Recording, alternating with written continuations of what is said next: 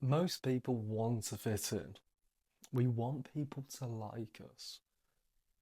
But what I've thought about recently, I think being unliked may be underrated. Now you're thinking, okay, James, where on earth are you going to go with this one? Now, I don't mean going out and being a horrible person. I'm not saying that, obviously, like purposely, let's go out and be unliked by everyone. That's not what I mean.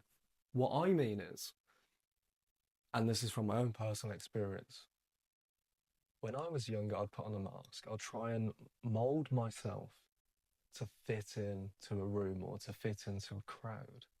Maybe to hide my true self and to be like everyone else, to be like the culture, to dress a certain way, to act a certain way, to do things to fit in.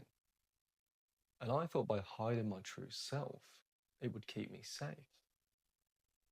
In matter of fact, when we do that, we're just living in fear and we're stopping our authentic true self being expressed because we're constantly chasing the approval of other people, thinking, oh, should I say that? Should I be that person? Should I do that? And it stops us presenting our true self. No, when you're one of those people where I'm going to live truly in my authentic or in my authenticity and I'm going to be that bold, people are going to probably judge you and not like you. But the benefit of that is if you're being your true authentic self and people don't like you for that, well, the great news there is you don't have to deal with those people anymore because the person you're meant to be, that is who you are. That is your identity. It's not your job role. It's not your name. It's not what other people think you are. In actual fact, it is who God created you to be. Unfortunately, we're up against this from a young age. We're born into the world with knowing our identity. I personally believe that the beliefs of other people around us, our environment, the world, the media, etc., etc. The list goes on, right? It's all to program us and to make us live from a place of fear. Now, let's not go down a massive rabbit hole there, but it's very clear that we are all conditioned to conform and stand in line, to be, do, act like everyone else around us. For whatever reason, it seems to be like when someone steps out from the crowd, maybe starts speaking the truth and expressing themselves differently to those around them, a lot of us will be quick to point the finger and judge that person for being different.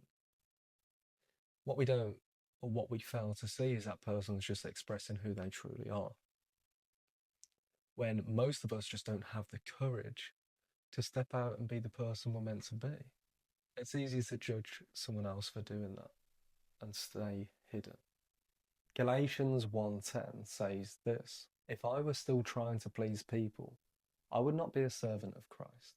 In all honesty, I just pray that no one spends as much time like me trying to fit in and trying to be liked by everyone in the world, because that will stop your light shining. It will stop you from being the person you're meant to be because we are so worried about we've got to fit in, we've got to mold ourselves to be liked by other people. The truth is, when you are who you are meant to be, people aren't going to like that. You're going to step on toes. What the difference is, though, there will be people that absolutely love you for who you are, and you will do and be the person that you were meant to be. Those that don't like you for being who you are and your authentic self are only going to be people that live in the lie. It's not going to be people that live from a place of love. If anything, you stepping out and being the person that God created you to be, that might just change someone else's mind. It might give them that courage to then step out and think, you know what? that person is boldly being the person they're meant to be. They don't care if I like them or anyone else does. They clearly don't give a. What if I live like that? Finally, I'd like to end on this note. Think about where in your life you're trying so hard to fit in that maybe, just maybe, you're losing yourself.